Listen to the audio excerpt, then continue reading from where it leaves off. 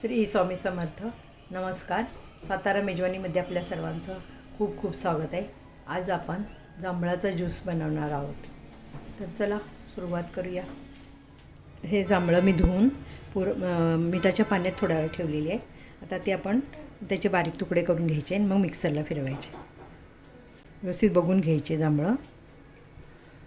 हे मिठाच्या पाण्यात मी ठेवले आता 5 ते 10 मिनटं. पाण्यातून काढून आता मी त्याचे तुकडे करून घेते.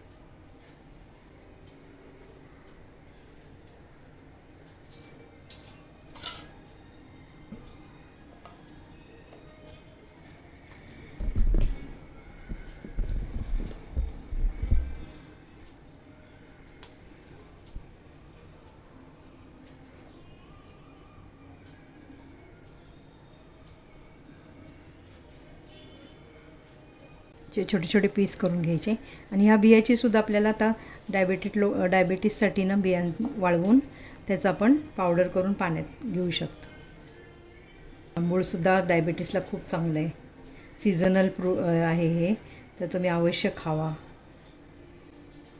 जांभूळ नुसते असे खाल्ले पण छान आहेत. आता उन्हाळ्यात जरा थंड प्यावं वाटतं म्हणून हा ज्यूस करायचा. असे बारीक तुकडे करून घ्यायचे. मिक्सरला लगेच होता असं हे कापून घेतलेले. आपण आता हे मिक्सरला लावायचे.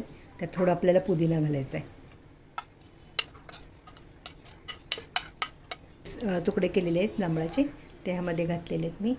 आता आपण ह्यामध्ये साखर घालायचे.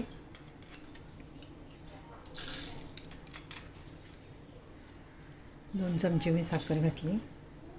थोडंसं आपल्याला चवीला मीठ घालायचं आहे आणि आपल्याला थोडा पुदिना घालायचा आहे. हा पुदिना मी धुवून घेतलेला आहे. ह्यातमध्ये पाणी घालायचं आहे.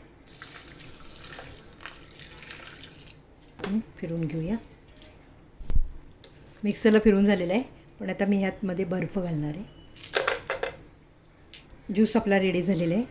पाहू शकता तुम्ही, कलर किती सुंदर आला, एकदम छान. आता आपण हा ग्लासात घ्यायचा आहे.